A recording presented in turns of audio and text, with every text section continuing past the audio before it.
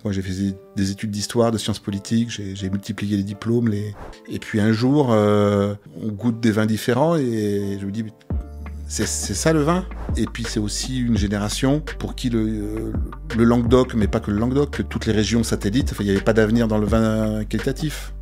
C'est un acte de séduction, le vin aussi. Moi, je fais du vin pour les gens qui m'aiment, en fait. Comme notre fils a dit, je veux faire de la danse. Je dis, ok, dans ce cas-là, tu seras danseur étoile.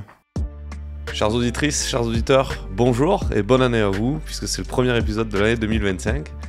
C'est Hugo, vous êtes bien chez Baltaz, le podcast qui part à la rencontre des gens qui font le vin à travers la France. Aujourd'hui, on se rend au domaine Charlotte et Jean-Baptiste Sénat, à Trosse, dans le département de l'Aude, au sein de l'appellation Minervois.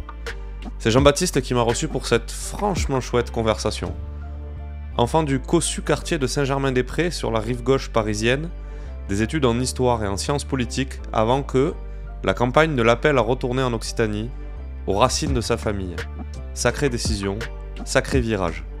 La découverte des vins de chez Gramenon ou de Paul-Louis Eugène forgeront des convictions, une éthique de travail, mais aussi et surtout la conviction qu'il est possible de faire de grands vins en Languedoc.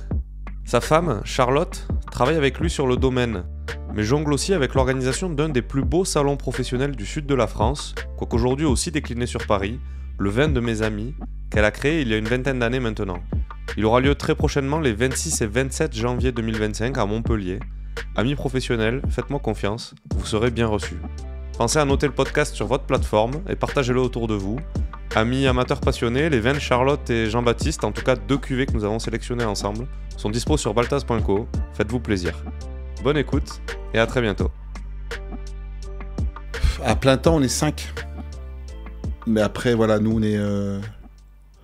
on est totalement autonome. C'est-à-dire que moi, j'ai absolument rien d'externalisé. Ouais. Donc on va vraiment de A à Z, ouais. Y compris les mises en bouteille. T'as pas attaqué là? Non. Si, ça tourne. Ah, ça tourne. Ça tourne, mais bon. Peut-être ça je le couperai, on verra. Bon. On verra, c'est aussi sympa de démarrer dans la discussion. Bon, on y va. Bienvenue dans le Languedoc, alors vaste région viticole, dans laquelle Baltaz pose pour la première fois son micro, et nous commençons donc ce voyage au domaine Sénat. Sénat, on dit, pas Sénat. Oui, Sénat, ouais. Comme tu le souhaites. À Trosse, dans l'Aude. On est dans le piémont de la Montagne Noire, tu nous expliqueras un petit peu plus précisément tout à l'heure. On n'est pas très loin de l'Hérault, un peu à la limite là, entre l'Aude et l'Hérault, mais du côté de l'Aude, au sein donc, de l'appellation Minervois, une assez vaste appellation, parce que je regardais ce matin, finalement d'est en ouest, quasiment à Carcassonne, on peut faire du Minervois, et quasiment à Narbonne, on peut faire du Minervois. Ouais, voilà. L'AOC a été dessiné à une époque, dans les années 80, où il se faisait essentiellement du vin de table, et je dirais que ça a été fait un peu comme les frontières de l'Afrique. Postcoloniale. Ouais, exactement. Ouais. Ok. Et donc, on est donc aujourd'hui avec Jean-Baptiste Sénat. Voilà, merci beaucoup de me recevoir.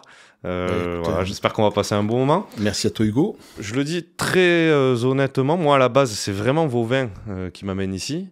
Parce qu'on m'a fait goûter, bien sûr, on m'a fait découvrir, et puis j'ai goûté 1 fois, 2 fois, 3 fois, et je me suis dit quand même plusieurs fois, punaise, c'est bon. On a encore sur ma table du 24, il y avait le Bois des Merveilles. Ah, écoute, voilà. merci de ta confiance. Voilà, et c'était très chouette. Moi, je suis au tout début de mon entrée dans, entre guillemets, le milieu professionnel du vin. Je prétends pas en être un, mais je suis au début, et assez vite, le nom de Sénat aussi apparaît évidemment avec Charlotte et le salon. Le vin de mes amis. Le vin de mes amis. Bon, voilà, et tout ça, ça fait plus toi, ton histoire, votre histoire d'anciens Parisiens et tout, qu'on découvre rapidement en lisant 2-3 trucs à droite à gauche. Je me dis, j'aime bien, moi, les personnages à histoire. Et là, je me dis qu'il y a une histoire, donc c'est cool. On va pouvoir en profiter. Bon, on va parler de plein de choses. On va parler de toi, on va parler d'ici, du domaine, de ta vie avant le domaine, des choix, de tout ça, de ce que tu fais aujourd'hui. Mais avant ça, Jean-Baptiste, est-ce que je peux te demander de te présenter? Et tu as tout le temps que tu veux. Tu peux prendre ton temps. Oulala. Donc je suis Jean-Baptiste Sénat. Là, je suis ici depuis une trentaine d'années. Mon premier millésime officiel, c'est 96, avec des essais en 95. Donc je suis né à Paris, mais je suis un enfant de l'Occitanie par mes parents. Mon père qui était originaire du Tarn, ma mère d'ici, mais voilà, c'était des Parisiens, mais avec des ancrages provinciaux marqués. Donc notamment ici à Tros, du côté maternel. Ok, donc parents avec ancrage, ça veut dire qu'ils sont nés ici, eux, ou c'était aussi des Oui, Parisiens, oui, tes tout parents? à fait. Oui, Ils oui, sont oui. nés ici Oui, et oui, partis oui. à Paris pour le travail? Exactement.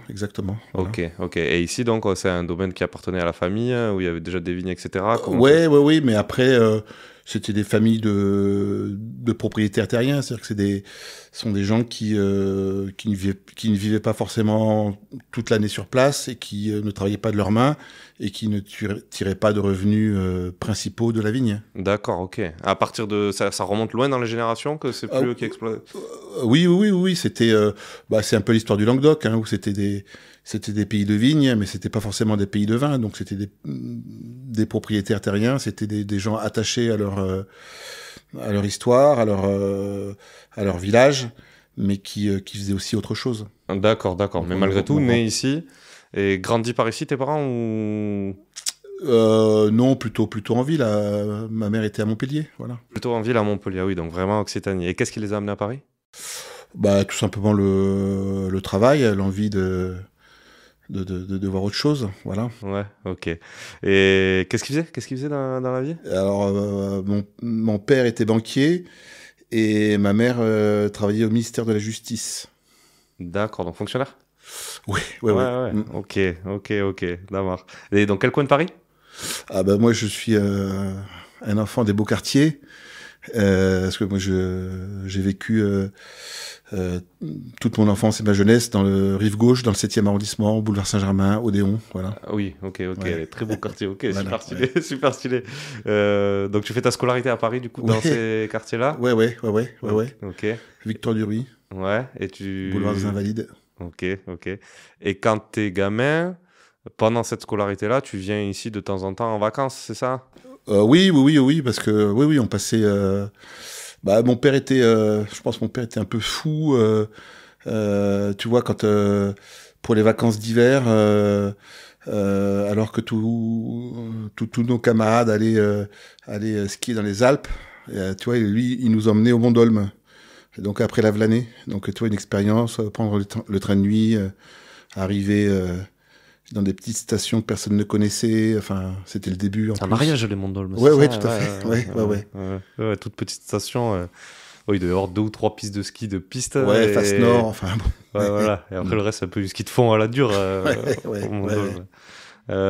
Ok, donc plutôt dans ce coin-là, mais pas tellement venu ici. Bah, ouais, si, dans le grand sud-ouest, le Tarn, parce que mon grand-père était mégissier à Groyer. Puis on avait une maison de famille dans le Comminges, donc on en parlait là sur les terrasses quaternaires de la Garonne, du côté de Caser. Ouais. Voilà. Ah oui. Donc voilà, on naviguait pas mal. Dans ces coins-là, ouais, pendant les vacances, Mm. plutôt que d'aller skier dans les Alpes. Ok, Ouais. ok, sympa. Et après, sur Paris, toi, tu t'es orienté vers quoi, du coup? Alors aujourd'hui, je dis ça avec un peu de recul. Je pense que objectivement, j'ai subi, alors peut-être que le mot est un peu fort, mais alors j'avais pas de violence, pas forcément, mais une certaine contrainte scolaire où il fallait faire de longues et de belles études. On n'avait pas le choix. Donc moi je suis le troisième enfant, 3 ans, et avec ma sœur qui avait 2 ans d'avance à l'école, qui a fait médecine, mon frère qui était aussi plutôt brillant, et moi qui arrivais derrière. Donc j'ai pas eu le choix. Il a fallu que je fasse des études après le bac. Donc moi j'ai fait des études d'histoire, de sciences politiques. J'ai multiplié les diplômes, ce qu'on appelle aujourd'hui des Master 2, enfin j'en ai 2, enfin des maîtrises, etc. Mais au fond de moi, j'aurais aimé qu'à l'âge de 15-16 ans, mes parents décèlent en moi ou me poussent à faire autre chose. Mais l'époque et le milieu ne voulaient pas ça, quoi. Ok, et dès 15-16 ans, tu sentais l'envie de t'extraire un peu de cette voie toute tracée toi, ou... Non, quand c'était t'es une gamin. époque où j'étais pas forcément heureux à l'école.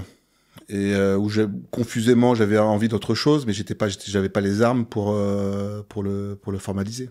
D'accord, ok. Mais après, bon, à l'intérieur du champ des possibles de ce que sont des longues études et des études, je sais pas comment on peut dire, jugées de qualité. Bon, il y a plusieurs choses qui sont possibles. Et toi, tu as choisi Sciences Po, du coup, Histoire et Sciences Po. Ouais, bah oui, parce que c'était la tradition familiale et que au fond, c'était pour ça que je parle d'une certaine contrainte. Oui, oui, oui. Non, mais je comprends. C'est intéressant. Ok. Et pour aboutir, du coup, sur quoi? Sur à la fin, Bah, pour aboutir, une fois bardé de diplômes. Pour aboutir, j'ai bossé un peu dans la politique, où j'ai pas forcément fait des bons choix. C'est-à-dire? Ça veut dire quoi, bosser dans la politique? Ça veut dire quoi? Bah, j'ai fait des campagnes, quand je parle de bons choix, il faut quand même être un peu, comment dire, manquer de lucidité, pour avoir 20 ans et faire la campagne de Balladur en 95, par exemple. Ok. Avec le recul, je me dis, mais c'est un métier, ça? Ça peut être un métier? bah, c'est un métier, oui, il y a beaucoup de métiers qui gravitent autour de la politique, ouais, bien sûr, ouais. Ok. Et comment on accède? Mais bon, j'ai quand même beaucoup de mauvaises expériences, j'ai fait des mauvais choix, j'ai bossé dans des boîtes où je me suis fait virer, mais en fait, au bout d'un moment, je me suis aperçu que j'étais pas à ma place, assez rapidement, en fait. Ouais, ok. Mais sur cette période, bon, alors là pour le coup c'est vraiment vu de l'extérieur, puisque voilà, il y a quand même tu côtoies quand même des gens hyper, je sais pas, hyper intéressants quoi, hyper intelligents, hyper.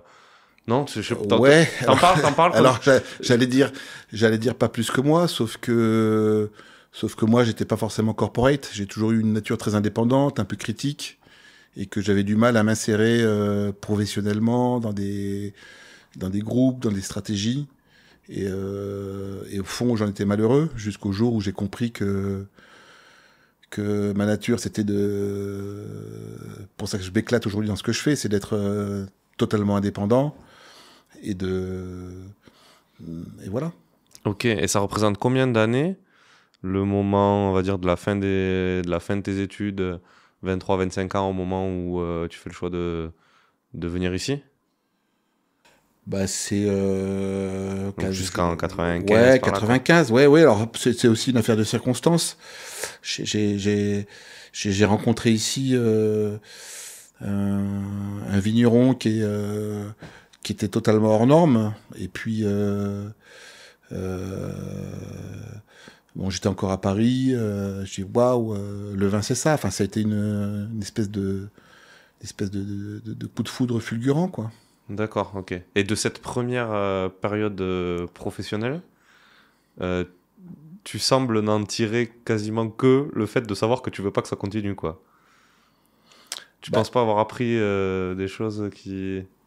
Bah si, certainement, de savoir avoir une capacité d'analyse, une pensée relativement structurée, de savoir se présenter, écrire sans faute d'orthographe, voilà, enfin, les bases. Oui. Ok, oui, mais c'est rigolo. On sent pas, enfin, tu vois, on sent pas. Ben, c'est ça, que l'expérience a été si riche que ça. Non, mais en même toi, temps, tu me parles de ça, mais c'était il y a très longtemps. Évidemment. Aujourd'hui. Oui, ça fait finalement, oui, quasiment. Ouais. Oui, pas tout à fait bon âge, mais ça fait un moment que t'es là, quoi. Ouais. Ok, bon, rencontre avec ce vigneron. Comment ça se passe? Comment arrive le vin dans ta vie? C'était quoi le vin dans ta famille? Ouais, le vin a toujours été central.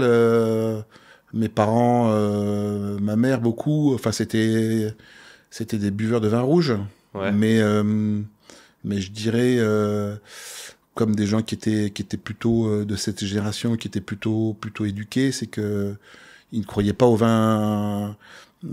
Comment dire, à la qualité des vins de cette région. C'était très normé, c'était Bordeaux, Bourgogne, c'était le vin du dimanche sur le poulet rôti après la messe. Voilà, c'était le vin très conventionnel. Donc tu as découvert le vin via ça, via les et grands puis un jour, ouais. Alors je m'intéressais à ça. Alors on lisait des bouquins, Oui, il y avait quelques guides. Alors, je sais pas si je trouvais ces vins naturellement bons ou si je les trouvais bons parce qu'ils étaient bien notés. Donc voilà, c'était une sorte C'est toujours le problème, ça. C'était une sorte d'apprentissage. Et puis un jour, on goûte des vins différents et je me dis, c'est ça le vin, comme une espèce de révélation. Enfin, je dirais pas que j'ai vu la Vierge, mais enfin, c'est presque ça, quoi. Je veux dire, En goûtant qui? c'était à l'époque, c'était Gramenon, par exemple. Donc c'était ici en découvrant ce vigneron, Paul Durand, domaine Paul Eugène, tout petit domaine en vin de table sur des assemblages totalement hors normes. Waouh, enfin comme si j'avais jamais goûté. Enfin, j'étais jeune, mais comme si j'avais jamais goûté de vin avant, quoi. Oui. Des vins pleins de saveurs, de parfums, d'équilibre. Oui, des vins. Oui, parce que alors, je connais pas le vigneron dont tu me parles, mais Gramenon, c'est ouais, ils font figure un peu parmi les pionniers, le groupe de pionniers, des vins très libres, identitaires. La cuvée Mémé 90, ça reste pour moi encore. Et quand tu goûtes ça, parce que 90, 12, t'as quel âge là par là? C'est 25 ans, quoi. Ouais, voilà, exactement. Alors là, c'est ça. Ouais. 25, 27 ans, tu goûtes ces trucs, tu te dis c'est meilleur que ce qu'on m'a servi à table, chez moi.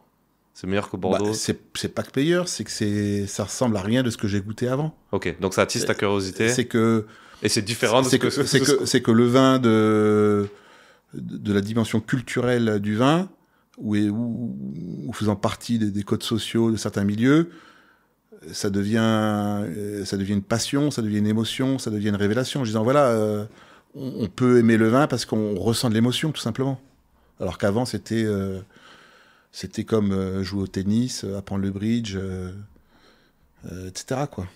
Oui, donc il y a un côté où, en se construisant petit à petit, un peu contre le milieu dans lequel tu évoluais et tout, bon, peut-être le vin arrive à point nommé dans ce truc-là, en n'étant pas ce qu'on te servait chez toi, ces vins-là.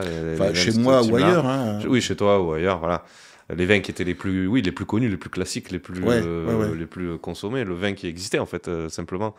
Sur les cartes des restos, ça n'a rien à voir avec les cartes des restos des années 90. Oui, et puis les Bordeaux, voilà. Et puis des Saint-Nicolas de Bourgueil, des vins qu'on trouvait à Paris assez facilement, des vins que rétrospectivement je juge un peu bloqués, quoi. Ouais. Et ça, aujourd'hui, tu bois du Bordeaux avec plaisir ou... Alors, on s'est construit contre l'œnologie bordelaise, donc il en reste toujours quelque chose. Mais malgré tout, aujourd'hui, il y a des vignerons à Bordeaux. Il y a un mouvement à Bordeaux. Oui, moi, il me semble que si j'étais aujourd'hui caviste ou marchand de vin, j'irais peut-être voir du côté de Bordeaux ce qui se passe, parce que de cette crise, je pense qu'il y a des gens qui sont en train de renaître et de changer totalement de façon de faire. Ouais. Ok. Donc, découverte de ces vins-là, bon, il se passe quand même un chemin entre découvrir des vins, aimer des vins différents de ce qu'on t'a fait goûter et décider de te barrer, en gros. Il y a quand même... Non, mais au-delà du vin, c'était un choix de vie, c'était... Alors aujourd'hui, j'étais presque un précurseur, parce que le fait, ce mouvement post-Covid, venir à la campagne, faire autre chose, etc., c'est devenu un peu plus tendance, disons. Mais c'était profondément ce dont j'avais envie, avoir du temps, avoir de l'espace, écouter les oiseaux chanter, etc. C'était faire du vin, mais c'était bien au-delà de faire du vin. C'était vivre à la campagne. Oui, c'était ce mode de vie auquel tu avais goûté en allant au Mont d'Olme. Parce que t'étais un gamin qui, quand tu rentrais... Ouais, les Monts d'Olme, c'était... mais je dis ça pour... C'était plus traumatisant qu'autre chose. Voilà, quand on est gamin. Mais à un moment donné, t'as quand même eu envie de ça, quoi. À un moment donné, t'as quand même eu envie d'aller à la campagne. Ok, et alors, comment se prend la décision? Tu rencontres Charlotte à Paris? Ouais.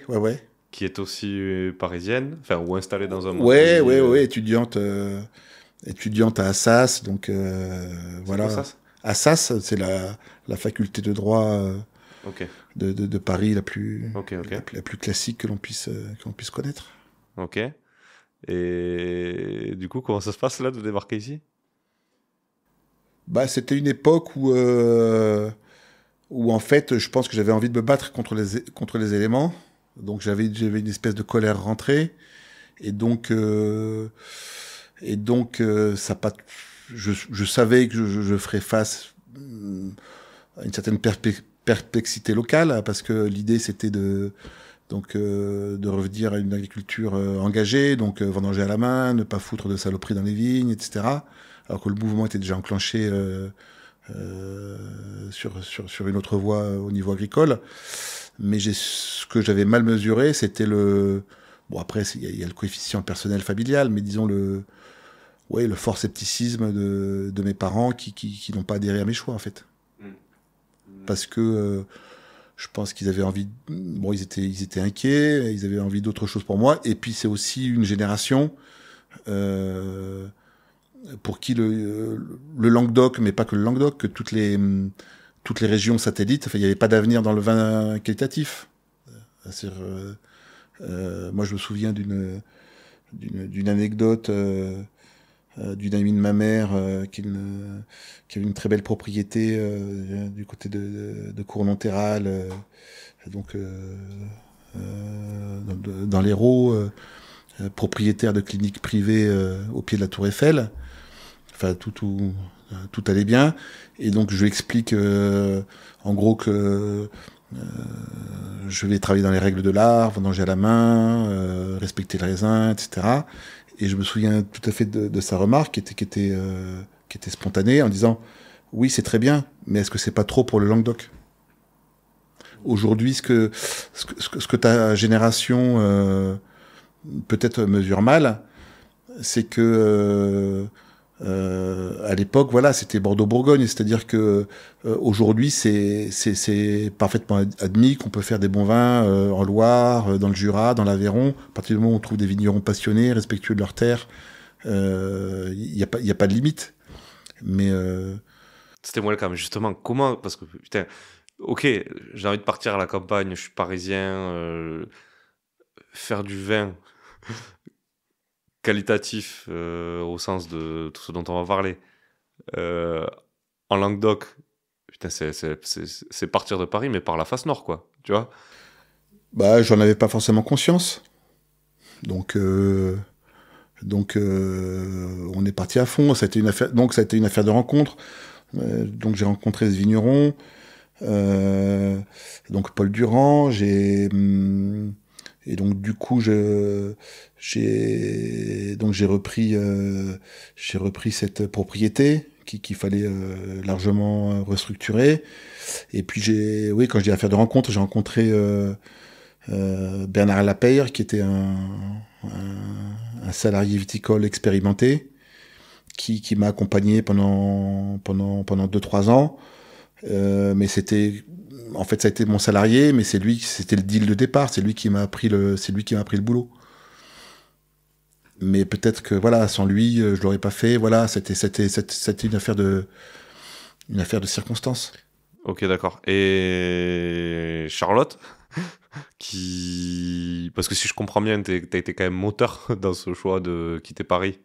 Et c'était aussi, elle aussi, qui était un peu ses études de droit, ou en tout cas, je sais pas où elle en était, mais... Bah, Charlotte, elle était amoureuse, donc elle m'a suivi dans l'Aude. Enfin, elle savait pas où c'était, voilà. Putain, c'est beau, c'est beau. Et elle avait un attrait particulier pour le vin à ce moment-là, ou pas spécialement, elle avait de l'attrait que pour toi? Non, non, j'allais dire ni pour le vin, ni pour la campagne. Mais ça s'est fait ainsi, et puis ça dure depuis presque 30 ans. Ok, excellent. Bon, donc vous débarquez ici. Donc il y a ce salarié qui est là, qui reste avec toi pour me former, apprendre le travail à la vigne, le travail en cave aussi du coup, ou... tout, ouais. À la zen.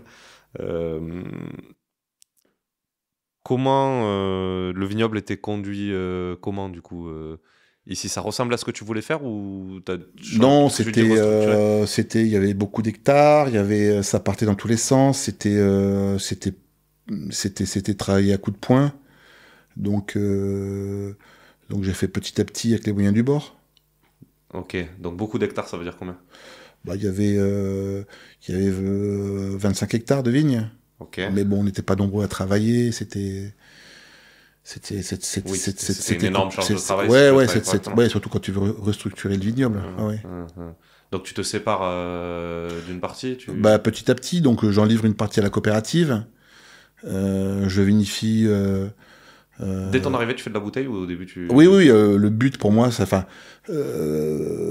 moi, ce qui me motive, c'est le vin. Tous les actes que je fais, le fait que je me lève le matin, etc., c'est que je pense au vin. Donc, je suis pas. C'est la transformation qui m'intéresse.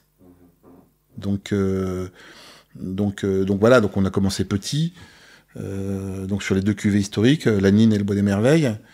Et puis bon, le reste, je livre le raisin à une coopérative parce que j'ai pas les moyens de faire autrement.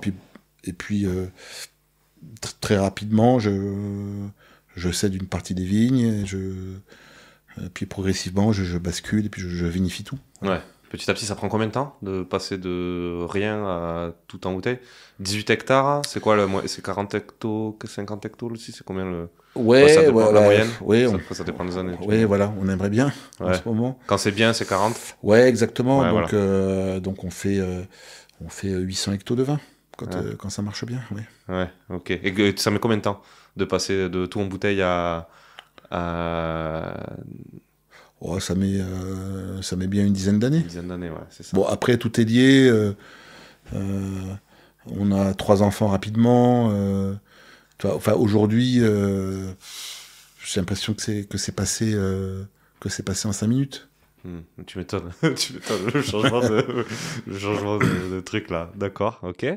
Comment tu fais pour, alors que il y a ce salarié qui t'aide, comment tu fais pour... Il fait plus que m'aider. Voilà, qui te forme, il m'apprend les gestes. Il m'apprend les bons gestes. Au début, tu fais comme il te dit de faire? Ou comment tu fais? Tu te mets en relation avec d'autres gens? Ah non, il me dit comme il dit de faire. Et donc, il avait des préceptes assez... comment dire... non, pas rigides, mais enfin bon, il fallait faire comme ça. Donc, pas de sécateur électrique, par exemple. Donc, la taille, ça s'apprend avec les sécateurs à main.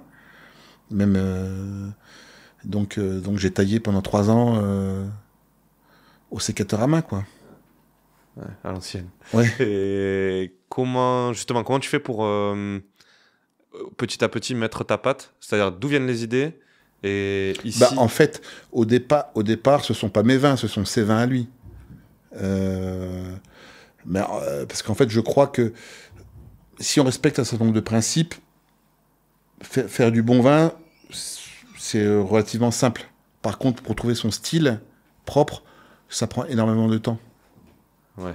Faire du bon vin au sens vin qui n'a pas de défaut, Ouais, enfin même au sens qualitatif. Ouais. Donc non, on part sur des vins assez identitaires dès le départ, mais avec ses idées à lui qui ne sont pas forcément les miens. Donc ce sont des idées un peu plus d'époque, peut-être plus influencées par Bordeaux, c'est ça, des vins... Non, pas forcément par Bordeaux, mais c'est vrai que c'est des vins avec un peu plus de maturité, des extractions un peu plus longues, voilà, des choses comme ça, quoi. Ouais, et justement... Des élevages un peu moins maîtrisés, peut-être.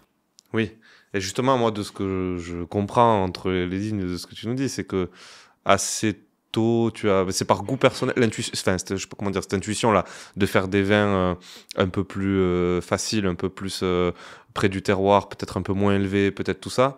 C'est d'où ça vient? C'est en goûtant, c'est...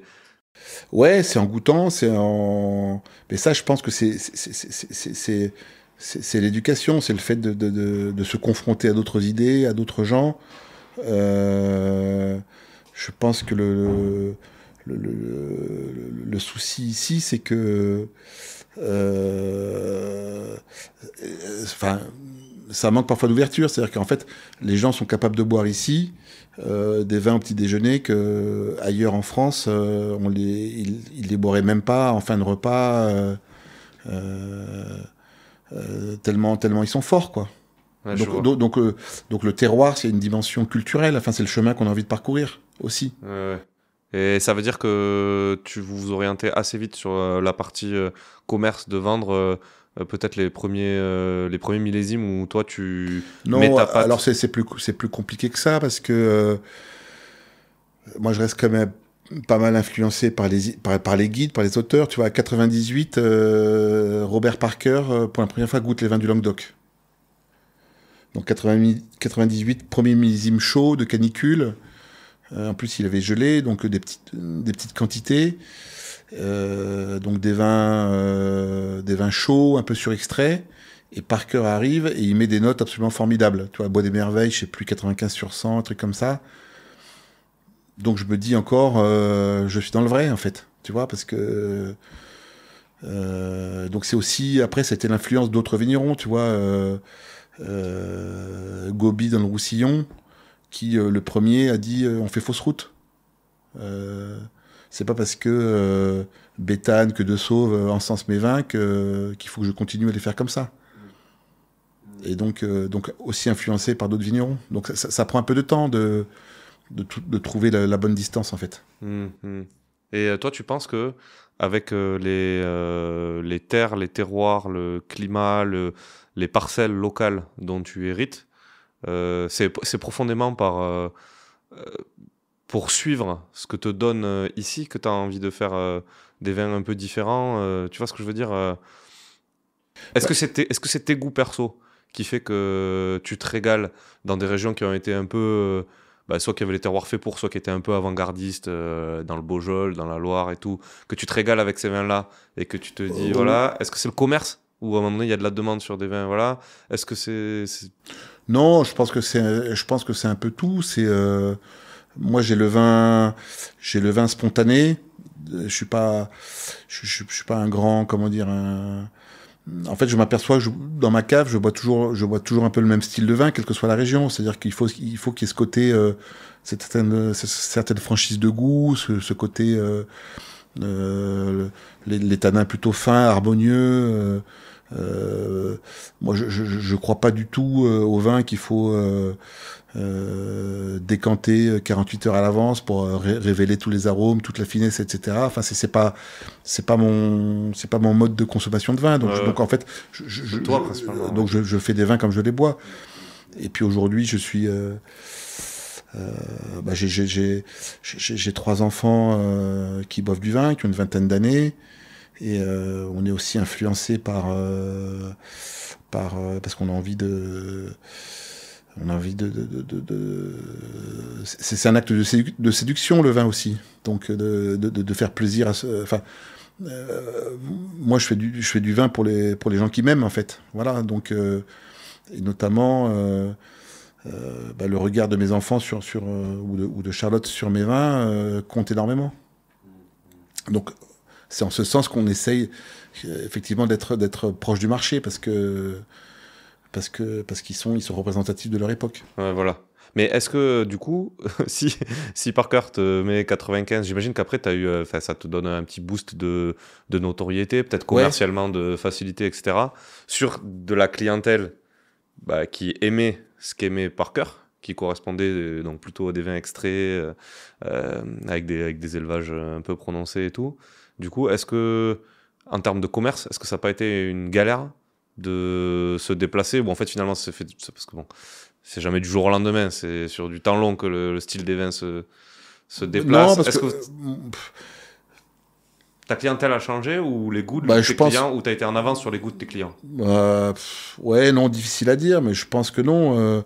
Je pense que la clientèle a évolué en même temps que nous. Ouais, et aujourd'hui, je prends des risques sur certains vins. Et l'idée, c'est d'emporter aussi l'adhésion.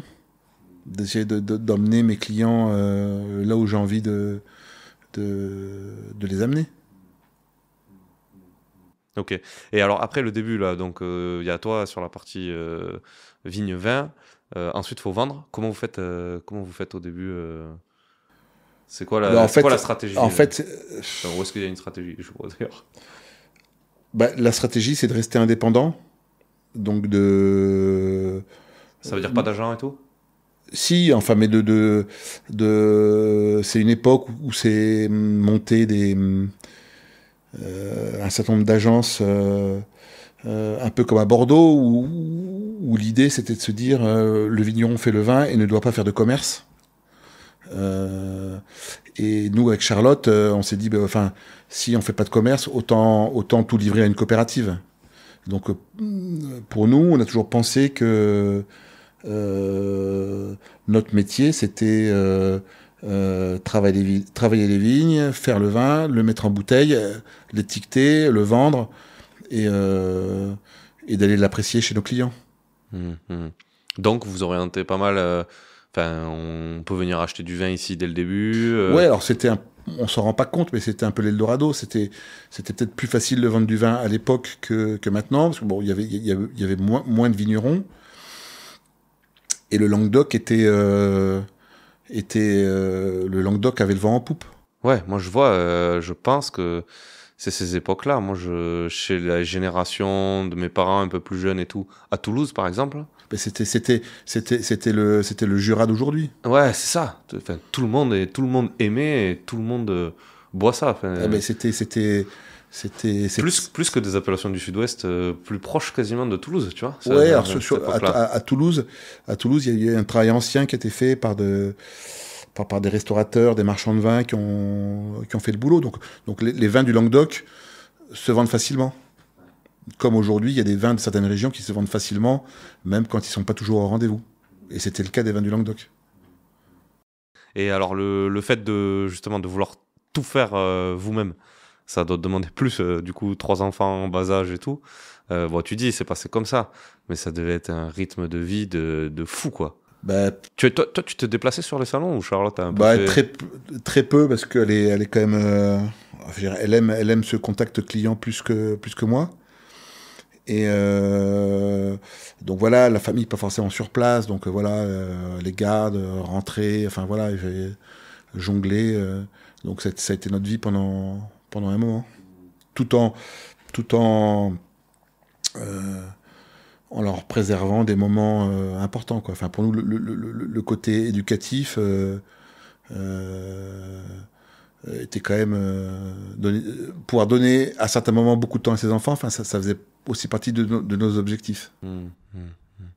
Ok. Et est-ce que vous avez réussi assez vite à en vivre, quoi, finalement, parce que du coup tu achètes ici, donc ouais, il y a une partie succession, il y a une partie il y a eu des moments difficiles, on a failli arrêter, notamment quand on s'est aperçu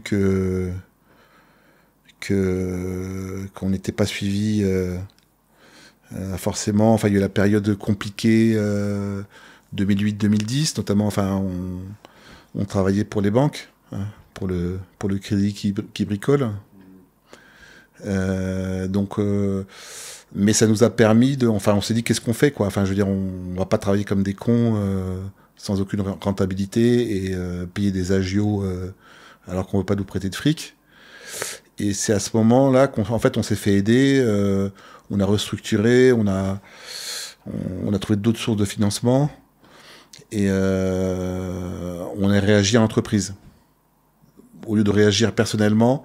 Et donc ça nous a fait beaucoup de bien. Et là, on a totalement inversé la tendance. C'est hyper intéressant. Ça veut dire quoi, concrètement? Tu dis trouver d'autres sources de revenus Ça veut dire que on a ouvert le capital, on a trouvé des gens qui nous ont prêté de l'argent. En gros, qu'on a remboursé en vin au cours des années. Mais pour eux, c'était plus un acte militant que financier. Et mais ce qui fait que du coup, on a changé de mode juridique et donc aujourd'hui,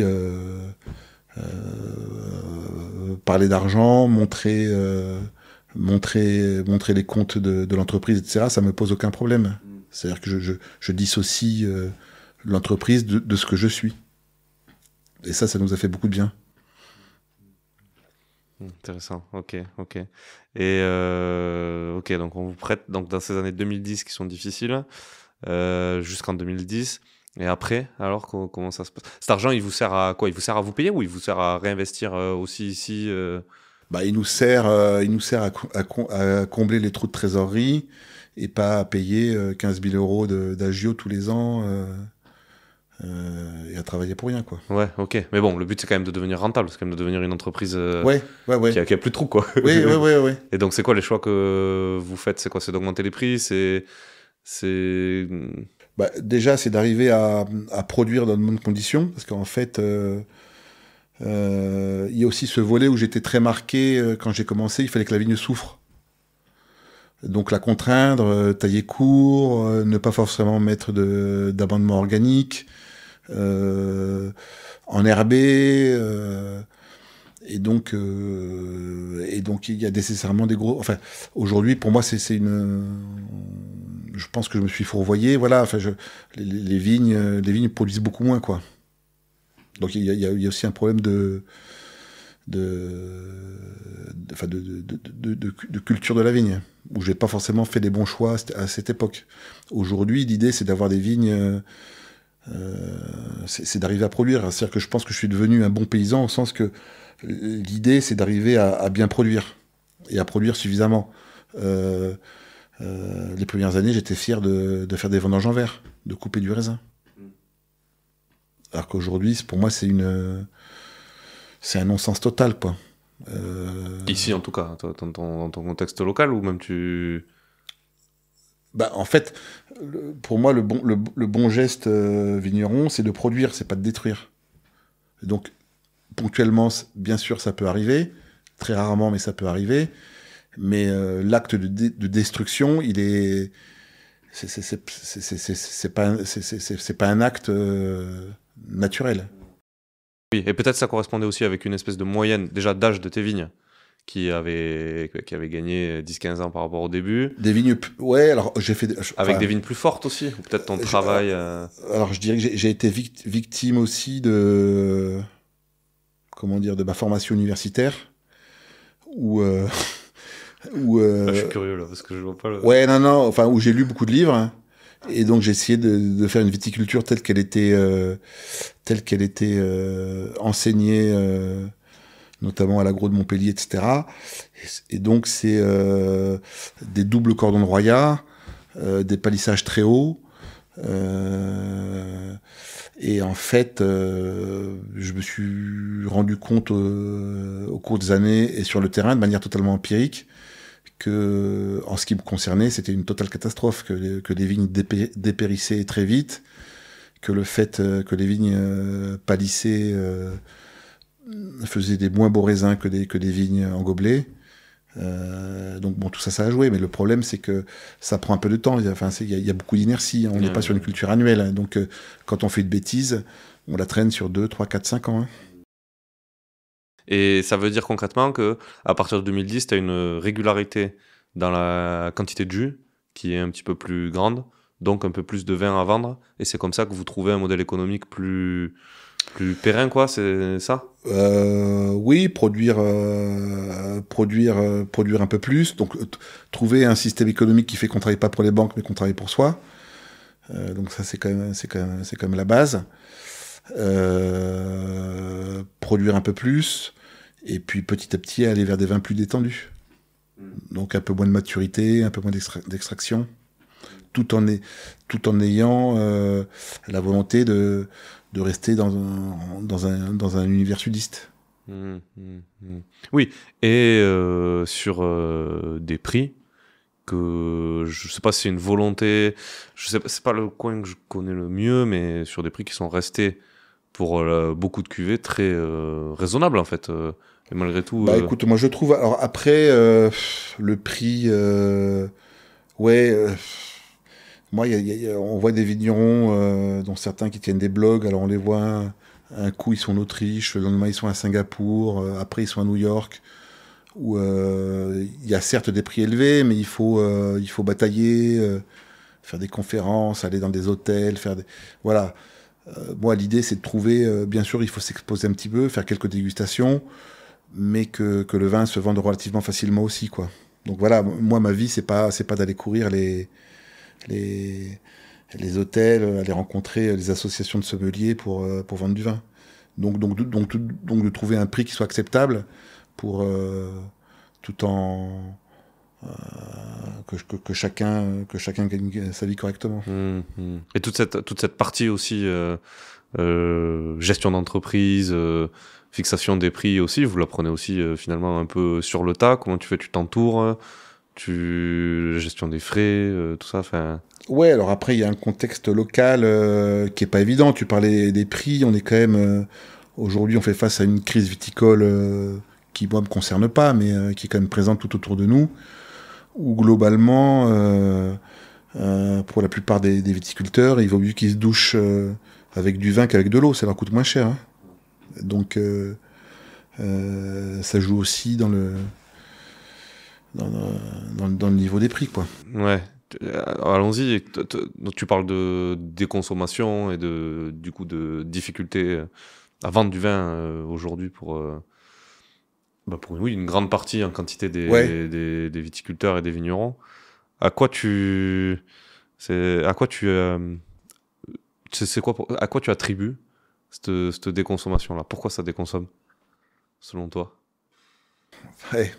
C'est intéressant d'avoir t'es du coup un peu historien, un peu... Non, je pense qu'il y a beaucoup... je pense qu'il y a à la fois des phénomènes irrationnels où aujourd'hui le vin, d'une manière générale, n'est plus vu comme une boisson éthique. Pourquoi, ça je sais pas, mais on ressent ça confusément, quoi. Et c'est peut-être lié au fait qu'il y a quand même beaucoup de vins qui sont chiants à boire, quoi, tout simplement, quoi. Il faut avoir le courage de dire ça, c'est-à-dire que ouais, en fait, il se passe rien, quoi. Donc c'est pas, il y a beaucoup de vins qui sont pas fun dans un monde qui est beaucoup trop conservateur. Oui, et qui du coup s'est désaligné peut-être des changements d'habitudes alimentaires, de boissons, etc. Et du coup, tu dirais que le fait que la profession et la filière dans son ensemble ne se soient pas adaptées assez vite, ça a des volontés de consommer différents, comme tu dis, fun, facile, le fait de garder le vin par exemple, qui est un truc aujourd'hui moins courant. Tout ça, tu penses que la filière est responsable un peu Tu dis que t'es pas touché, tu penses que toi, c'est ça que t'as plutôt bien fait et qui, du coup, aujourd'hui, te permet justement de pas trop ressentir... Pas touché, parce que malgré tout, on n'a pas une très grosse production, donc on arrive toujours à trouver des passionnés, des amateurs, des curieux qui boivent nos vins. Après, je suis pas sûr que si j'étais... ma volonté, c'est de faire des millions et des millions de bouteilles, je sais pas si je serais pas touché. Est-ce que nous on reste quand même défendu par des cavistes, enfin par des marchands de vin indépendants qui sont plutôt en centre-ville. On sent bien que le modèle dominant c'est quand même le béton, les supermarchés, les ronds-points, les néons, etc. quoi. Et ça c'est pas forcément favorable au vin, quoi. Hein. Intéressant, ouais. Intéressant. Et en même temps, le supermarché, il écoule une quantité ultra importante du vin qui est produit en France, quoi. Je sais plus, c'est 80 ouais. C'est énorme, quoi, les quantités de vin qui sont vendues là. Oui, mais je pense pas que ce soit les vins d'artisans, les vins bio, les vins naturels.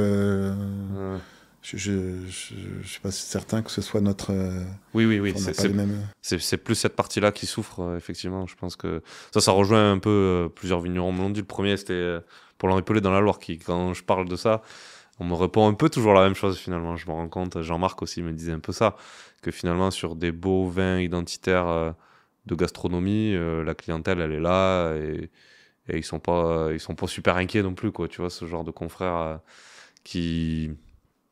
Voilà, pense qu'il y aura toujours... je pense qu'il y aura de plus en plus, en tout cas en Languedoc, de viticulture. C'est-à-dire qu'une viticulture de plaine standardisée avec certainement de bons professionnels mais qui sont... pour faire du vin standard, quoi. Et puis quelques artisans vignerons qui feront des vins un peu différents.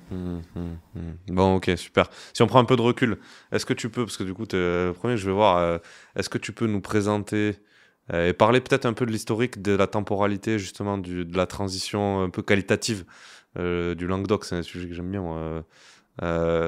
Du coup, nous parler voilà, de ta région et de Minervois à l'intérieur de ta région, tu vois, nous présenter un peu globalement cet immense espace qu'est le Languedoc, la région Languedoc en France, quoi. Ouais, donc le Languedoc c'est grand, donc il y a quand même une multitude d'appellations. Donc le Minervois, c'est donc en gros ça va des portes de Carcassonne jusque sur le plateau calcaire, Minerve, Saint-Jean-de-Minervois, porte de Béziers, porte de Narbonne. Donc c'est un territoire qui est assez vaste, le long de la montagne Noire, sur le piémont de la montagne Noire. Donc avec historiquement des Carignan, des Grenaches, des Cinsault. Aujourd'hui beaucoup de Syrah. Et puis, ce qui est parfois compliqué à appréhender, beaucoup d'exploitations mixtes, ce qui n'est pas du tout mon cas, où on fait à la fois des vins de table, des vins de pays et des vins d'appellation. Donc au fond, on est très peu à ne faire que du vin en bouteille, voilà. L'identité de Minervois forte, elle s'est construite autour de ce piémont de la Montagne Noire là. C'est ça qui définit. Sauf que on s'aperçoit qu'il y a des zones il y a des sols différents, il y a malgré tout dans des zones méditerranéennes, il y a des climats différents, il y a des climats de transition. Plus on va vers Narbonne, plus on est influencé par la mer, donc des influences maritimes. Il y a la zone centrale qui était censée être la zone la plus qualitative, qui est la zone la plus chaude, qui à mon avis est peut-être la plus problématique. Et il y a le Minervois qui a été un peu oublié, qui est sur le Montagne Noire plus à l'ouest, qui sont des zones plus froides, où historiquement on pensait que le raisin avait du mal à mûrir, et qui pour moi représente l'avenir de l'appellation. C'est-à-dire que c'est le Minervois qui touche le Cabardès, donc où on peut avoir toute l'intensité de la Méditerranée sans en avoir toujours les excès. Est-ce que ce que tu penses, ça se reflète dans là où s'installent de jeunes vignerons, là où ça plante? Est-ce qu'il y a des vignerons du côté est qui se déplacent en achetant un peu des vignes? Alors après, ce qui est compliqué, c'est que le Minervois, qui peut-être historiquement était une unité, aujourd'hui il l'est plus du tout. Parce que personne ne raisonne en bassin de vie, donc on est sur deux départements, donc l'Aude et l'Hérault, où il y a parfois des guéguerres, donc on n'est pas les mêmes. Donc tu vois, ici à Tros, on dépend de la communauté de communes de Carcassonne. Féline, qui est à 3 km, dans l'Hérault, ils dépendent de Saint-Pons. Donc en réalité, on est sur un territoire qui est assez éclaté, qui manque d'homogénéité. Intéressant. Tu penses qu'il faudrait du coup que... Parce que c'est ça que je me dis plus souvent... Un Big Bang. Ouais, vas-y, c'est-à-dire? Non, je sais pas, mais... Et... À quel point, en fait, peut-être pour te guider, j'oserais pas dire ça, mais à quel point Minervois sur une bouteille, c'est utile? Pour moi, c'est très, très utile parce que je suis fier de faire de se relier à un territoire et une origine. Mes enfants sont nés ici, ils en ont les codes. Moi, je suis enraciné, donc pour moi, j'ai pas envie d'être anonyme en vin de France. Ça c'est ma volonté profonde.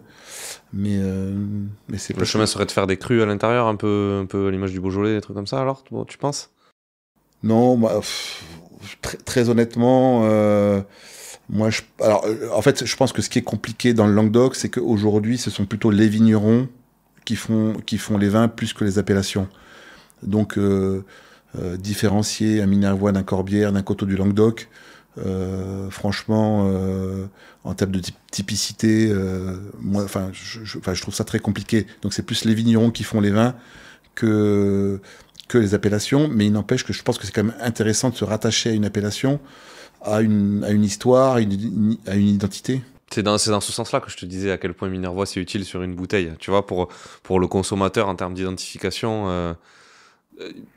Ouais, mais il n'y a pas de... Comme c'est grand... Par contre, on le voit bien, la première chose que font les consommateurs quand ils regardent une bouteille de vin, surtout une bouteille de vin du Languedoc, ils regardent l'étiquette pour regarder le degré d'alcool.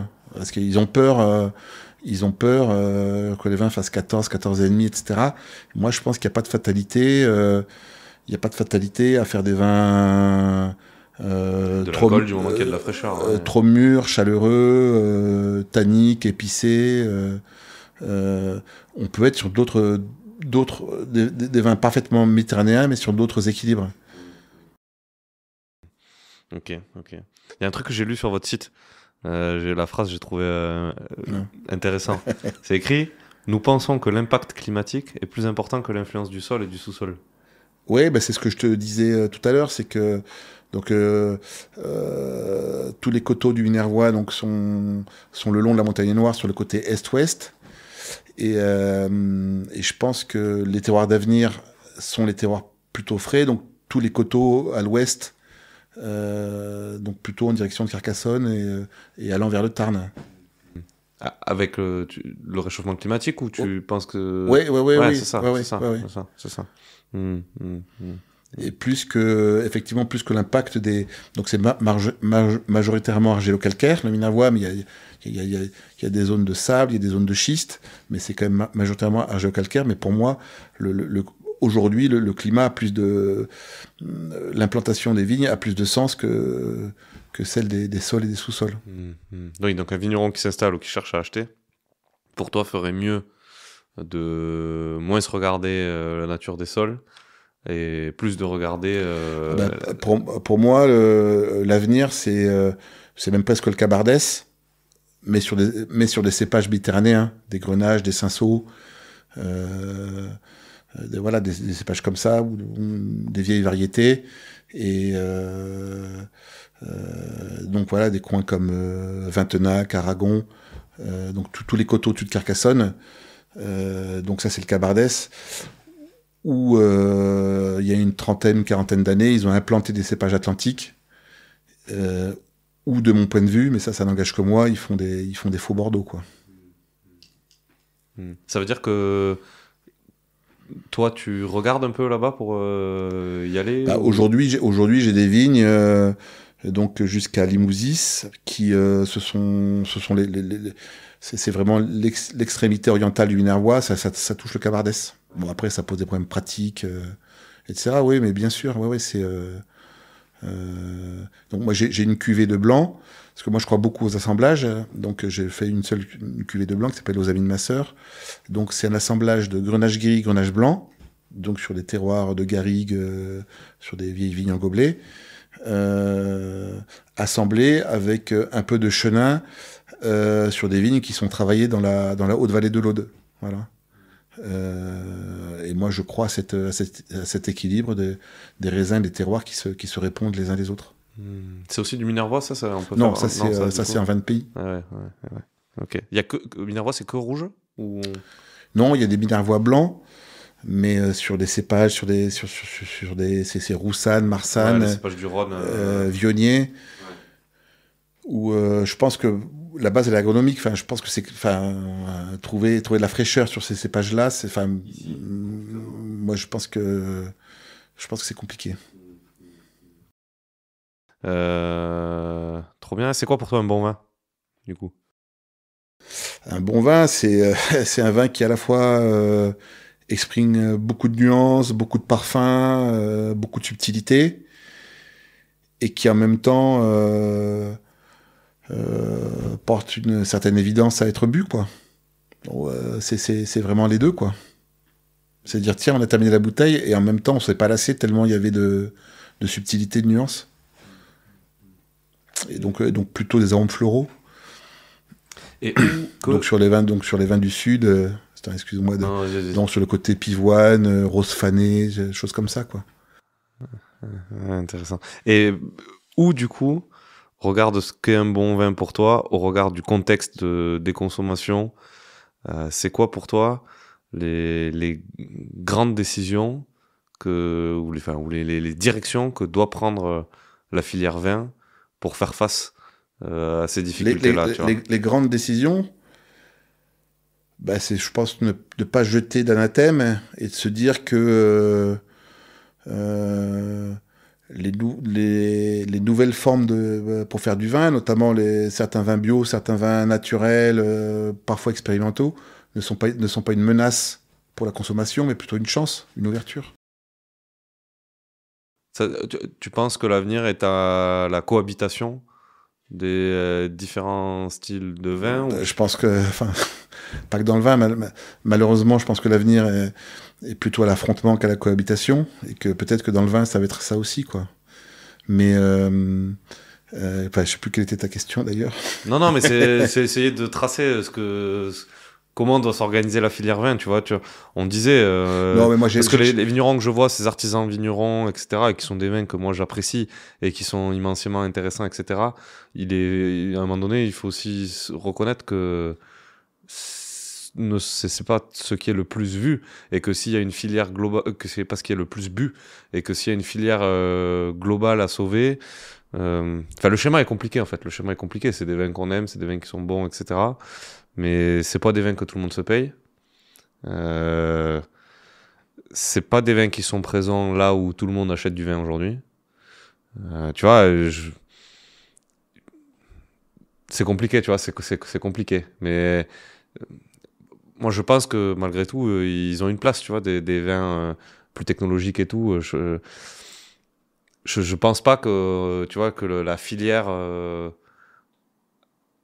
comment dire, pourra fonctionner en allant que vers de l'artisanat, etc. Tu vois ce que je veux dire? Oui, non, bien sûr. Ouais. Alors après, voilà, tu me poses cette question. Moi, j'ai pas de responsabilité syndicale.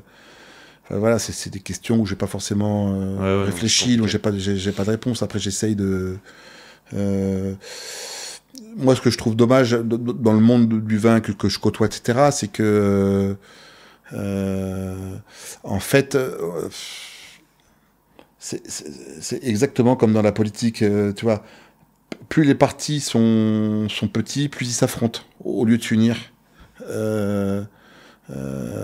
Et donc là, dans ce monde du vin qui vend 15% qui vend uniquement dans les vins, chez les marchands de vin, les cavistes, les restaurants, les bistrots, etc., il y a beaucoup d'anathèmes, il y a beaucoup de chapelles.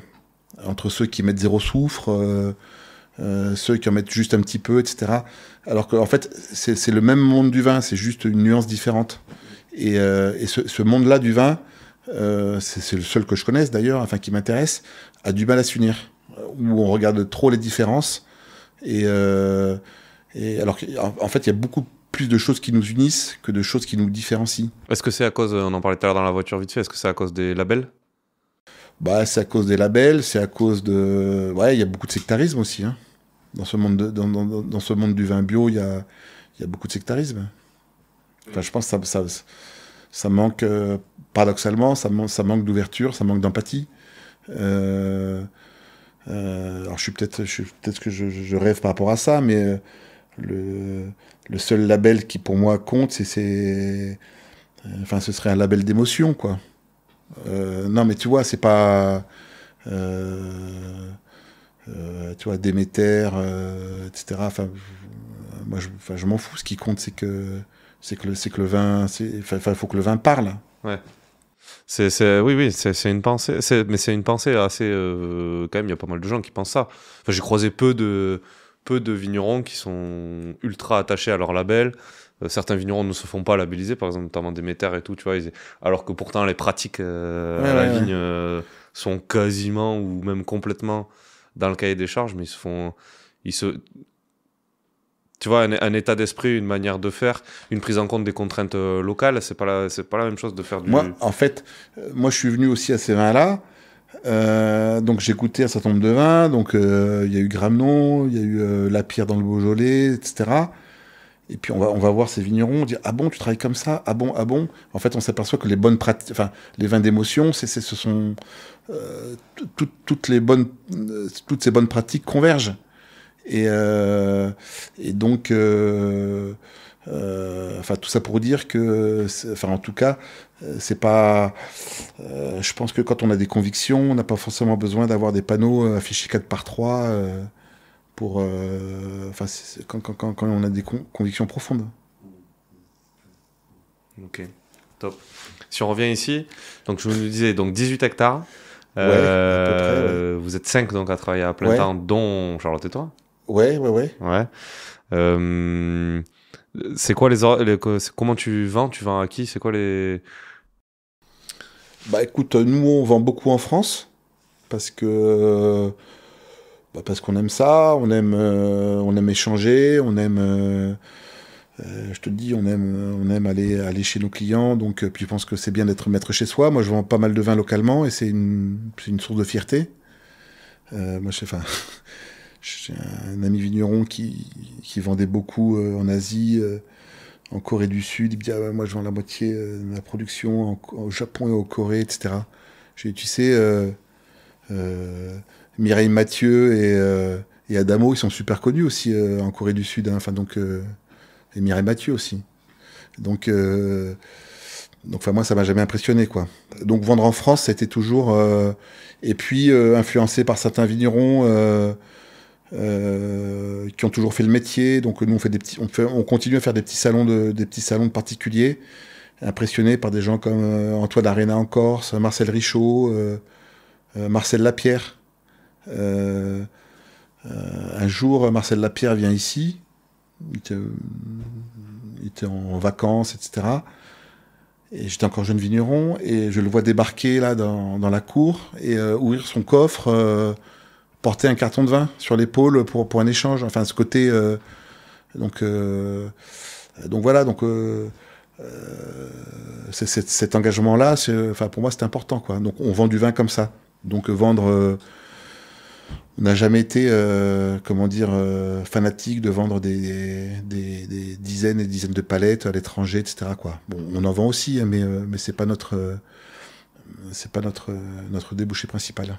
Et ça se fait au prix quand même d'un investissement personnel. Bah, c'est notre vie. Parce que celui qui va en Asie, il va à des importateurs pour palettes. Ouais, alors après, c'est pas le même commerce, quoi. Après, chacun a son équilibre, chacun a son modèle. Après, nous, c'est notre vie. On habite en face.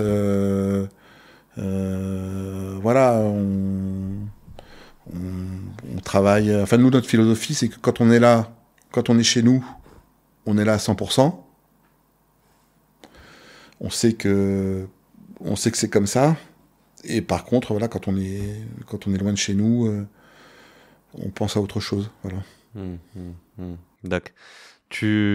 Pour l'avenir ici, c'est quoi les projets des 3, 5, 10 prochaines années ici Bah, les projets, c'est d'arriver à bien produire, parce que je t'avoue que moi, je suis plutôt inquiet quand même par le changement climatique. Où, toi, 2024, on a fait une toute petite récolte. À cause d'eux, principalement. À cause, on subit trois années de déficit de pluie automnale et hivernale. Et donc, les vignes sont fatiguées. Et donc, le végétal souffre énormément. Et c'est une grosse source d'inquiétude. Donc, arriver à bien produire et à continuer à bien faire ce que je sais faire. Je crois que pour l'instant, ne pas viser les exploits, mais continuer à bien faire ce qu'on sait faire.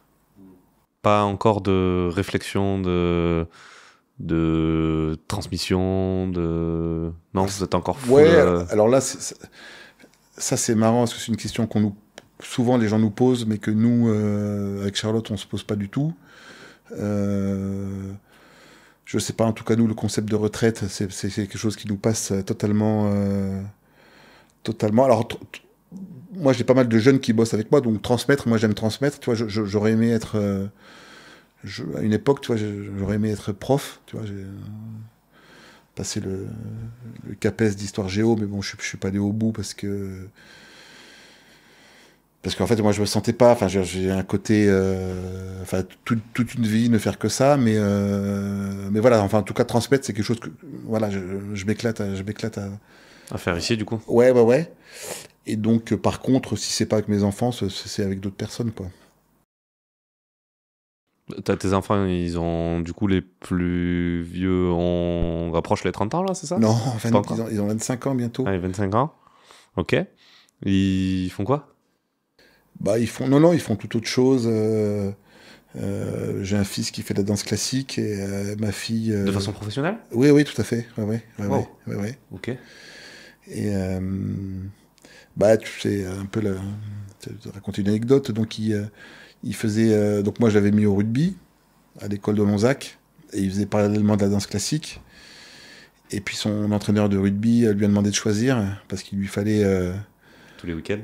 Non, bah voilà, c'est-à-dire que pour lui, c'était incompatible de hein, il te faut, À l'ancienne un peu? il te faut du contact, voilà, Ouais, il faut. ouais. Donc voilà, donc il est, il est au Palais Royal du Danemark, voilà. Ok. Et ma fille qui connaît très bien les vins, qui a travaillé dans des bars à vin, qui aime ça, enfin pour l'instant, travaille au ministère des Finances, donc tout autre chose, voilà. Ok. Ah, Mais bon, enfin, je pense qu'ils sont assez symptomatiques d'une nouvelle génération, que je vois, y compris dans le monde vigneron aujourd'hui, c'est-à-dire que ils aiment le vin, ils aiment la convivialité autour de la vigne, quand c'est les vendanges, quand il y a du monde, etc. Mais savoir qui produit, qui taille, qui laboure, qui est bourgeonne, c'est loin de leurs préoccupations. Et ça rejoint aujourd'hui les nouveaux acteurs du monde viticole, sont souvent des gens qui font du négoce, qui achètent du raisin et qui ne sont pas eux-mêmes producteurs. Je crois que c'est assez symptomatique d'une évolution. Ouais, en fait, c'est vrai, avec des marques type. Je crois que c'est par ici d'ailleurs qui s'achètent du raisin. Aubert et Mathieu, ce genre de choses là, non? Ouais, par exemple. Ouais. Enfin, Ouais. il n'y a pas que, mais. C'est une belle réussite, je crois. Hein. Aubert et Mathieu, oui. Ok. Et est-ce que tu disais que toi, faire le vin que tes enfants aiment, c'est important, c'est un truc, c'est un truc qui te guide.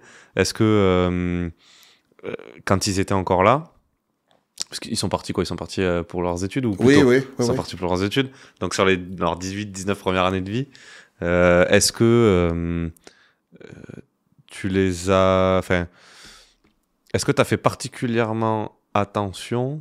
Est-ce que vous avez fait d'ailleurs avec Charlotte particulièrement attention de pas justement tu vois, je fais le parallèle avec toi, tu sais, quand j'ai pas encore d'enfant, mais je pense que dans ton éducation tu t'inscris toujours un peu soit en continuité parce que t'es fier et content de l'éducation que t'ont donné tes parents, soit un peu en opposition. Toi tu nous disais au début que tu as l'impression à un moment donné d'avoir été dirigé vers quelque chose. Est-ce que du coup vous avez fait particulièrement attention à ça Ah ouais, nous ce qu'on a dit, enfin avec Charlotte, on a toujours été d'accord là-dessus, c'est-à-dire que on leur a dit faites ce que vous voulez, choisissez votre voie, mais à partir du moment où vous avez choisi une voie, ne vous contentez pas d'être lambda ou médiocre, essayez d'être les meilleurs. C'est comme ça. Quand notre fils a dit je veux faire de la danse. Je dis, bah, ok, bah, dans ce cas-là, tu seras danseur étoile. Et donc, nous, on a assumé par rapport à ça de laisser à la fois de liberté de choix, mais de mettre une pression, de ne pas se contenter. C'est-à-dire, si tu veux être plombier, ok, mais sois le meilleur des plombiers. Parce que tu penses qu'on est plus heureux quand on est le meilleur des plombiers? Non, mais je pense qu'il faut assumer une certaine ambition dans la vie, un certain devoir de dépassement, tout simplement, quoi. Donc là, notre dernier fils, qui est très artiste, fait des beaux-arts à Paris, il va être peintre. Je lui dis, ok, pourquoi pas, mais donne-toi à fond, quoi. Donne-toi les meilleurs d'être bon, d'être reconnu, de vivre de ton travail. Et c'est possible de bien vivre de ton travail, de pas être peintre maudit, être obligé de faire des petits boulots punitifs pour ensuite peindre, ne pas être exposé, etc., quoi. Et 2 enfants artistes, est-ce que le fait d'avoir quitté Paris, où la culture est omniprésente et très facile d'accès, est-ce que tu dirais qu'être parisien, ça a eu de l'influence aussi dans ce que vous avez fait avec les enfants, dans le sens... ton gamin, il a envie d'être danseur classique s'il a vu de la danse classique, quoi. Et bon, Ouais, alors, c'est pas le je même... pense que paradoxalement, à la campagne, il y a quand même des... quand on a envie, alors il faut se déplacer, faut prendre sa voiture, enfin ça demande un investissement personnel, mais il y a aussi des contacts plus faciles. Tu vois, lui c'était une affaire de rencontre, il faisait de la danse dans un comment dire, à Carcassonne comme ça, enfin dans un cours de quartier. Et puis on a entendu parler bon, il avait des prédispositions, puis on a entendu parler d'une danseuse étoile roumaine qui vivait dans la montagne, à Montolieu. Et peut-être le fait que ce soit la campagne, on est allé la voir. Peut-être qu'à Paris, en ville, dans un immeuble, tu sais ce que c'est, t'as vécu longtemps en ville, tu vas pas voir ton voisin, quoi. Là, le fait d'être... Enfin, tu vois, il y a un côté, je pense, peut-être plus décomplexant par rapport à ça. Ça, ce qui est intéressant à la campagne, c'est quand même... c'est ce qui se passe au niveau... Si on prend le temps de chiner ou d'aller voir les producteurs, alors ok, il faut faire 10 km dans un sens, 10 km dans l'autre, mais on a accès aux gens intéressants peut-être plus facilement, malgré tout. C'est hyper inspirant ce que tu dis, aussi dans le côté... en France, il y a un truc un peu Paris-Province, la manière dont les Parisiens regardent les provinciaux, la manière dont les provinciaux regardent les Parisiens. Quand vous êtes arrivé, d'ailleurs, peut-être vous avez un peu ressenti ça. Bon, même si toi, finalement, t'as vite mis le pantalon et les bottes, donc peut-être qu'on oui et non, parce qu'en fait, n'ayant pas quand même vécu ici, j'ai pas forcément ni les modes de pensée, ni les mêmes codes sociaux que les gens d'ici. Mais je pense qu'on est... on est des humains avant tout, et se faire traiter d'étrangers par des types qui s'appellent Martinez ou Rodriguez, des types qui sont les avant-derniers arrivés, c'est peut-être pour eux un signe d'intégration, quoi. Oui. On est toujours l'étranger de quelqu'un. Non, mais c'est trop bien. Aussi, je te dis dans l'autre sens, d'entendre un discours comme ça de la part de quelqu'un de parisien et tout, c'est bien, tu vois, c'est bien. Et je pense que peut-être ça a plu aussi. Bon, peut-être que là on s'éloigne un peu du vin, mais après en termes d'éducation, c'était voilà, quelle que soit la voie que vous choisissez, faites-le à fond. Vraiment, il n'y a pas de limite dans ce que vous voulez faire, mais faites-le à fond. Et ça, c'était le premier point. Le deuxième, j'ai oublié. Voilà. Mais enfin, bon, c'est... Ouais. Je pense que vivre dans les grandes villes, je pense qu'en tant que parent, moi, c'est aussi une réflexion que j'aurais. Tu es exposé à l'ambition, je trouve, continuellement. Enfin, je veux dire, à Paris, ouais. tu vois, tu te balades à 7h30 à Paris, tu as déjà des gens que tu sens, ils sont en train de marcher vite, ils sont bien habillés et ils sont déjà occupés. Tu vis dans ce truc-là. Ça te file une... Mais tu vois, dans le monde du vin, il faut aussi accepter d'être dans un monde concurrentiel. Donc, sans vouloir écraser le voisin, il faut avoir la volonté d'être meilleur que lui. Il y a trop de vin aujourd'hui. Donc, tu parlais de la filière, machin, etc. Il faut avoir le courage de dire, c'est qu'il y a trop de vin par rapport aux consommateurs mondiaux, etc. Donc, il faut se dépasser. Donc... moi, j'accepte. J'ai toujours assumé notamment vis-à-vis de mes enfants, de mettre la pression. Alors, je pense une bonne pression, mais oui, de mettre la pression, ça c'est clair. Et pour finir, en termes d'éducation, pour moi, ce qui est intéressant, il y a le village et le monde. Tout ce qui était un peu intermédiaire, finalement, avait pas forcément beaucoup d'intérêt. Tu vois, pour reprendre faire un parallèle sportif, je peux m'éclater à aller voir le club du rugby du coin qui joue en 4e série, avec des mecs du coin, qu'on connaît, on se régale à les voir jouer. Et l'équipe de France. Ouais, ou le Stade Toulousain. Mais ce qui est entre les deux, c'est pas toujours très passionnant, quoi. Ouais, je comprends ce que tu veux dire. Et qu'est-ce que disent tes enfants ? Comment ils vivent l'arrivée à Paris, la vie sur Paris, eux ? Bah, il faudrait leur poser la question, mais non, mais on les a, je crois qu'ils se sont plutôt bien adaptés. Bon, non, il y a eu Toulouse avant, il y a eu Toulouse avant Paris.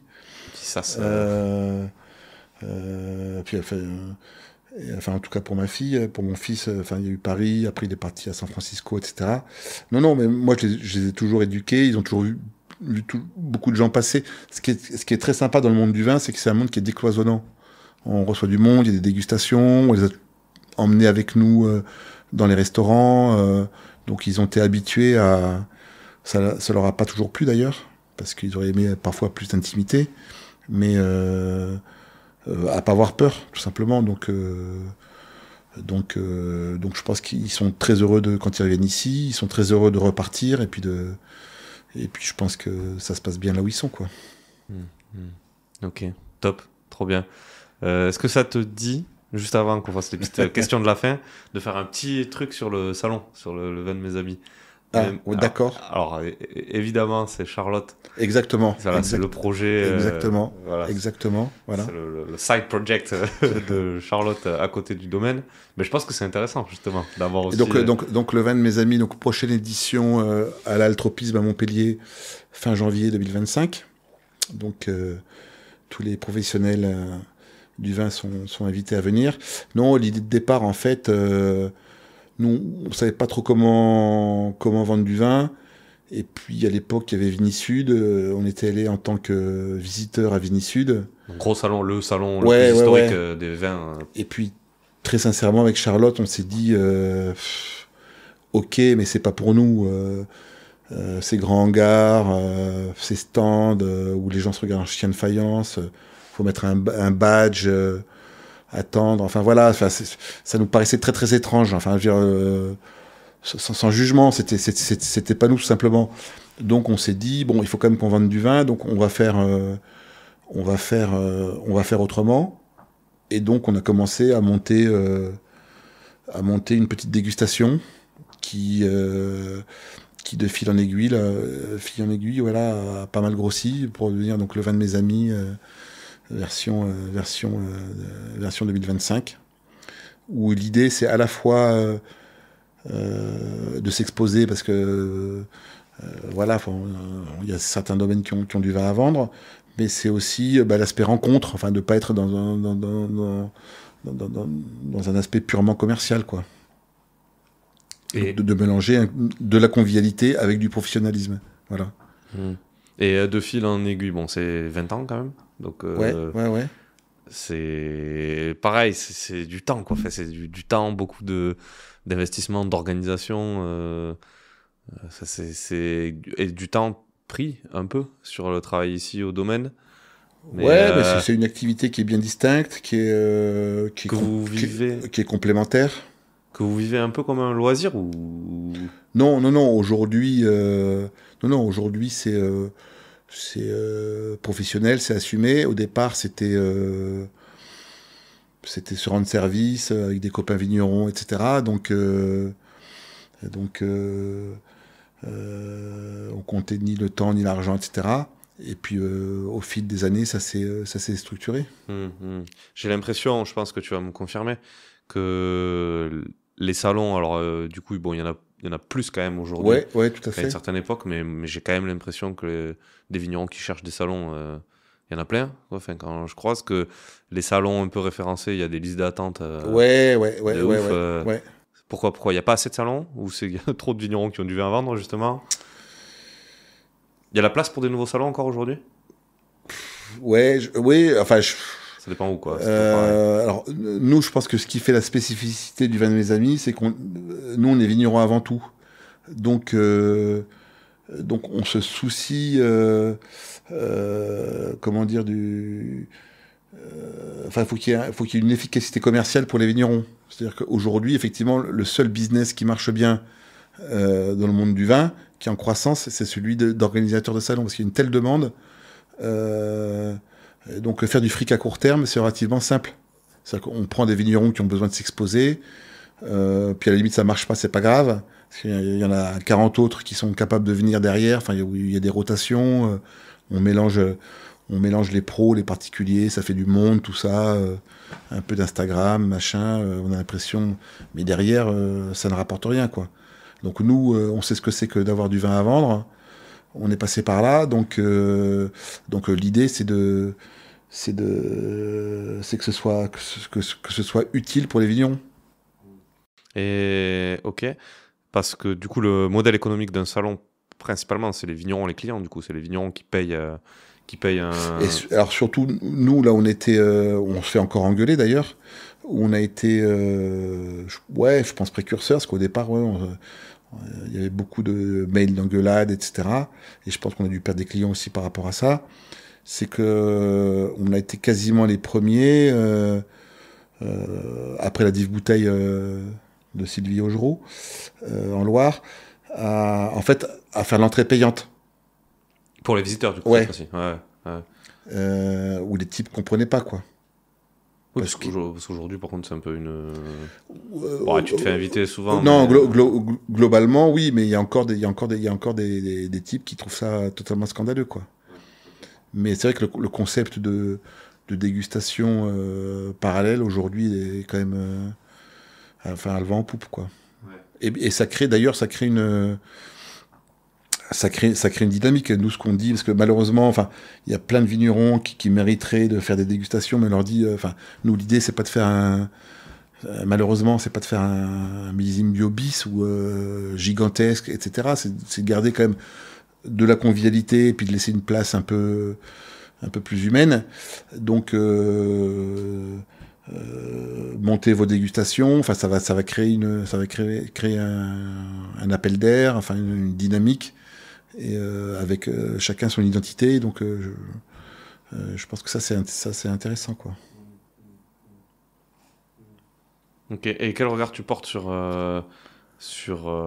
Charlotte, elle, tu vois ça. Tu me fais parler comme un vieux sage, là. Hein, bah un peu. Ouais. Non, j'avais dire une connerie, mais. Bon.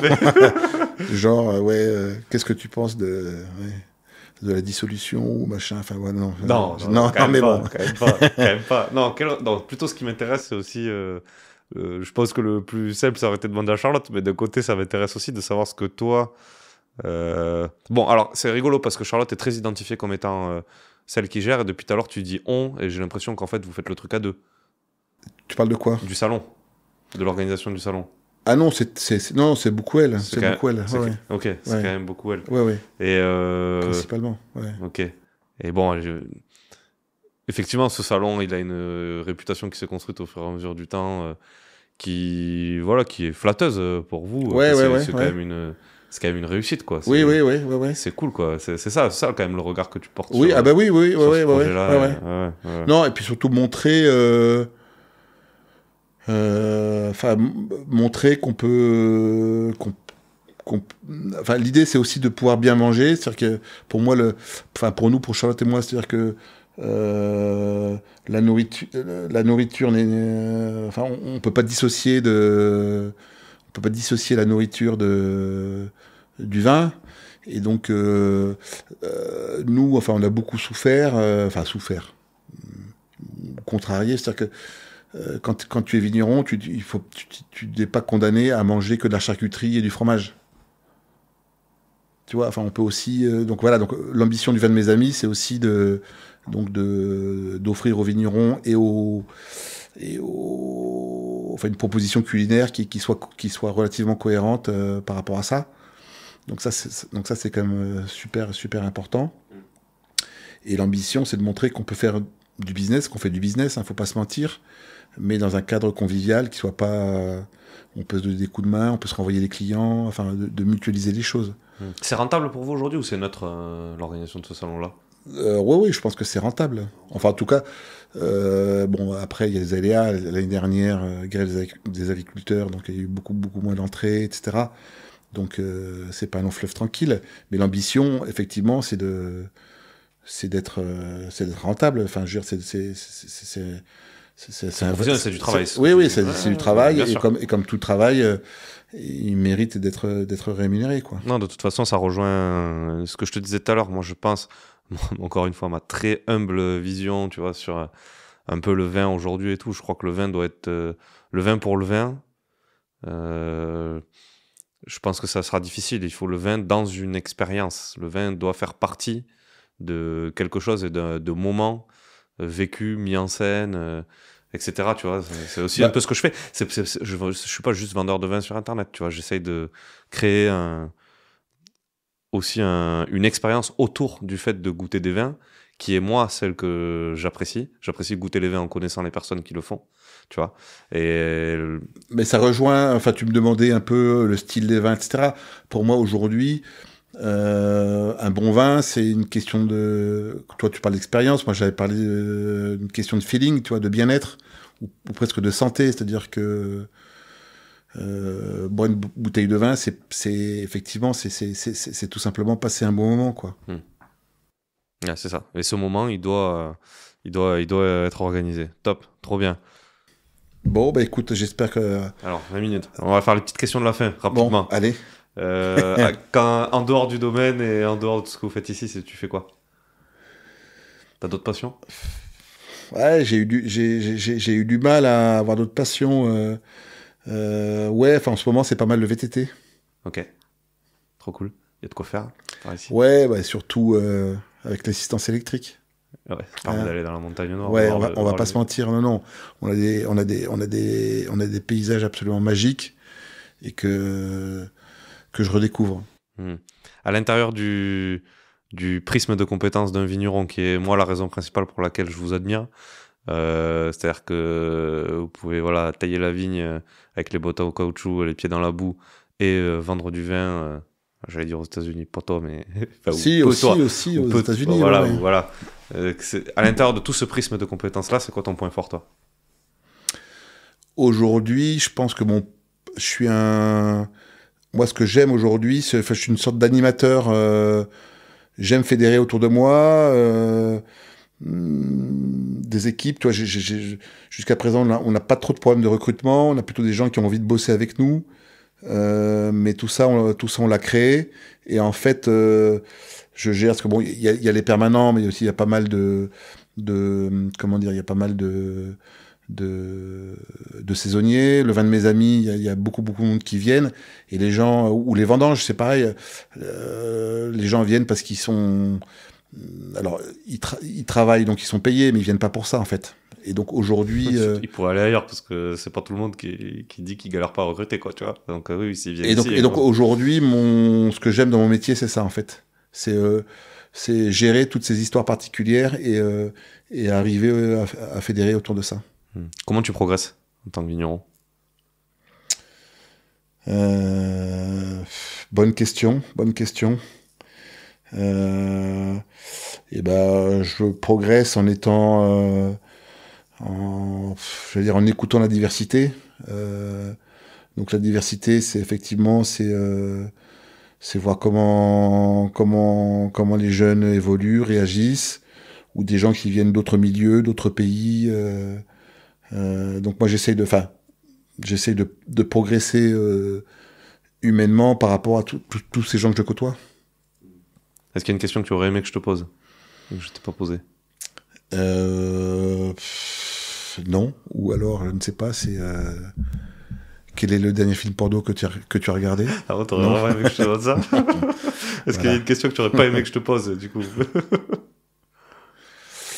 Non, en fait, c'est pas que j'ai pas aimé, mais c'est assez marrant. Toi, toutes ces questions liées à la fois à ce qu'a été mon parcours avant ou la transmission. En fait, tout ça, c'est des choses que moi je me pose plus ou que je me pose pas en fait, et que beaucoup de gens nous renvoient. Mais voilà, c'est pas grave. Si je devais aller voir un vigneron dans la démarche qui est la mienne, tu me dirais d'aller voir qui? Il y en a plein. Vous en connaissez quelques-uns. Tu veux quoi, des vignerons hors des sentiers battus, pas connus? Non, je peux pas citer de nom, mais non, il y en a trop, franchement, il y en a trop. Ok. Mais bon, il y a un vigneron qui, si je peux citer un nom, il y a un vigneron qui fait son premier millésime, qui a bossé un peu avec moi, qui a fait 3 ans d'apprentissage, et qui s'installe à quelques kilomètres. Il s'appelle Lucas Berthuis, c'est son premier millésime. Et donc pareil, alors ça c'est une autre, comment dire, c'est une autre époque parce que c'est la génération post-Covid. Sa copine fait du télétravail, donc retour à la campagne. Lui veut faire du vin, il arrive dans un contexte. Donc voilà, Lucas Berthuis, premier millésime. Top. Bon, ben impec. Merci beaucoup, Jean-Baptiste. Écoute, merci à toi, Hugo, et puis merci à tous ceux qui vont nous écouter jusqu'à la fin.